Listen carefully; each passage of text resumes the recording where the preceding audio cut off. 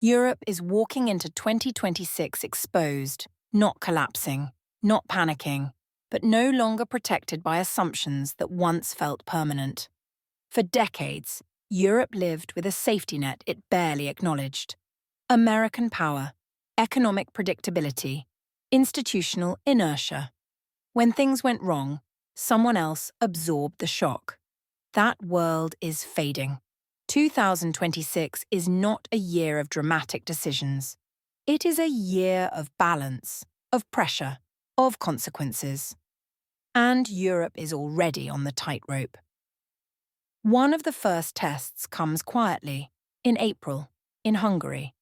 A national election, often dismissed as a local story, will reveal something much larger, whether the European Union still has the ability to correct itself from within.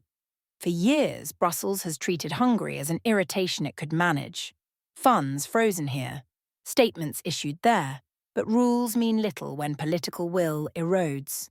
If Hungary stays on its current path, Europe will have to accept a difficult truth. That membership alone does not guarantee loyalty to shared values, that the Union is vulnerable not only to external threats, but to internal sabotage. If Hungary changes course, it will not solve Europe's problems, but it will prove something vital. That democratic backsliding is not irreversible. That voters still matter. Either outcome will strip away comforting ambiguity. Later in the year, another vote matters even more for Europe, even though it takes place across the Atlantic. The United States midterm elections in November will shape the second half of Donald Trump's presidency.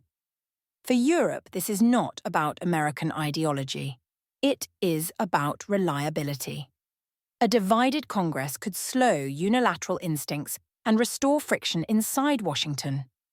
A unified Congress could accelerate a transactional approach to alliances, one that treats Europe as a cost rather than a partner. Europe has spent years assuming that NATO automatically fills its strategic gaps. In 2026, that assumption may finally be tested. The United States can afford political volatility. Europe cannot. Germany sits at the center of this uncertainty. 3 years after announcing a historic shift in security policy, Berlin faces an uncomfortable reckoning. Promises have outpaced delivery. Defense spending is rising, but capability lags. Procurement remains slow. Recruitment is difficult. Public support is cautious. Germany is not unwilling. It is constrained by a system built for stability, not risk. By 2026, Europe will know whether Germany can transform itself into a genuine security actor, or whether it will remain a reluctant leader, writing checks while avoiding strategic responsibility. If Germany hesitates, Europe hesitates. France, meanwhile, enters 2026 without elections, but not without instability. Emmanuel Macron is moving through the weakest phase of his presidency. Authority is thinner. Street politics are louder. The far right is already campaigning for 2027. France remains Europe's only fully autonomous military power, nuclear deterrence, expeditionary forces, diplomatic reach. But power constrained by domestic paralysis loses momentum. A distracted France does not collapse Europe.